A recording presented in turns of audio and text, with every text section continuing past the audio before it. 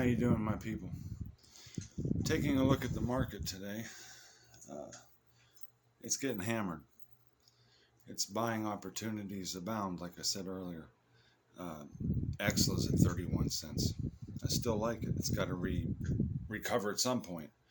A lot of these stocks do. I wouldn't trust pharmaceutical stocks per se, unless they get FDA approved. In fact, FDA could like them and they could not get approved and they would still plummet. So be careful with that. That's definitely high risk, high reward.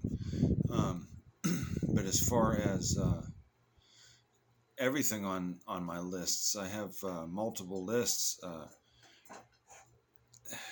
New Gold, water. Mullen was trying to recover and show some green, but it's still under $1.30. It's still about the price of metamaterials. I saw water in the not the 60s, in the 70s today. Maybe the 60s. Gamble's 55 cents still around there. So some hold better than others, but we've been getting hammered for many months. And Great Panther Mining, 20 cents, doesn't want to seem to really stay at 19. Doesn't really seem to want to stay at 22. You know, certain things like that, when you watch them as a whole, you kind of can see where the support levels are at, what's holding stronger than others. But when I saw MedX at single digits today, I realized that I'm going to have to do some refreshing on my lists. I have like a 25 cent and under list. Those change sometimes due to reverse splits, and they still lose money. More often than not, that's the case with the reverse split. Anyway, we're going to be doing some studying tonight, and I'll make another video soon on, the way I see it as far as when does this madness end.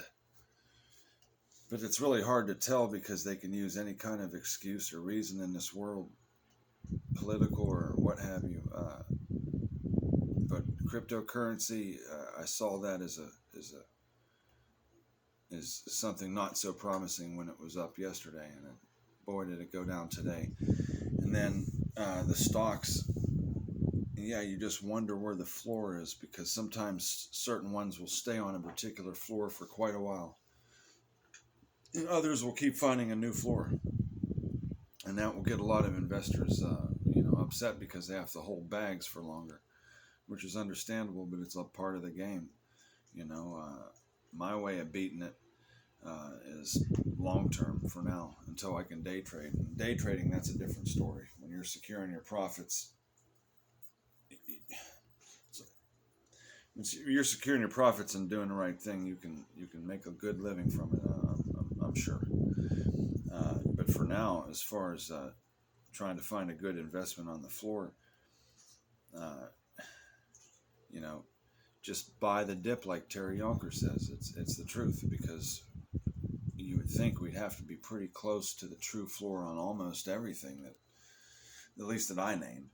There's tens of thousands of stocks. There's over 20,000 stocks that you can talk about, but pretty much everything's on the floor.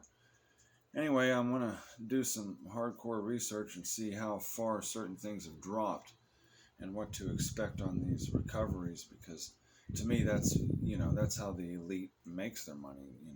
These drops, even with the cryptocurrency, they'll drop, they'll spike up for the shortest amount of time for these folks to cash out and just plummet again.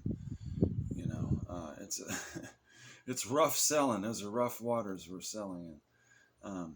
But I'll get back with you soon. See you at the bell.